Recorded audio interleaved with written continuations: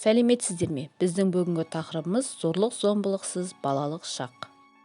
Сабақтың негізгі міндеті қатысушыларды зорлық-зомбылық жайлы ақпараттармен таныстыру және ақпаратты қаншалықты меңгергендіктерін тексеру.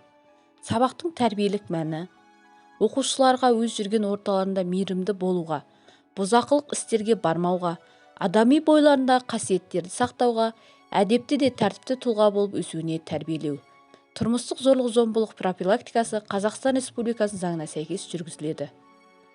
Тұрмыстық зорлық-зомбылықтың әсер ететін мына жүйелері бар. Заңдылық, құпиялылық, отбасын қолдау, сақтау, кешенділік және жүйелік принциптеріне сәйкес жүзеге асырылады. Зорлық-зомбылықты тудыратын негізгі факторлар әлеуметтік фактор, биологиялық фактор және психологиялық фактор болып саналады. Зорлық-зомбылықты шешу жолдары бірнеше кезеңдерден тұруы мүмкін.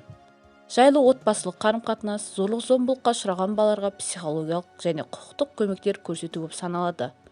6 Б сынып оқушыларының «Әр бала бақытты болуға лайықты» атты фотокөрмесін назарларыңызға ұсынамыз. Зорлық-зомбылықсыз балалық шақ әр баланың бақытты өмір сүруінің негізгі кепілі болып саналады. Осы суреттерден соны байқауымызға болады. Оқушым, мынаны есіңде сақта. Үйге бейтаныс адамды кіргізуге болмайды. Оның сұрақтарына жоқтап жауап бер. Және ескертусіз келген әрбір адамды ата-анаңа және таныстарыңа хабарласа отырып, содан кейін ғана кіргізуіңе болады.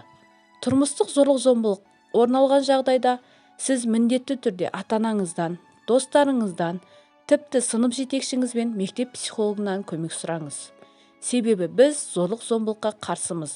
Әр бала бақытты болуға лайықты.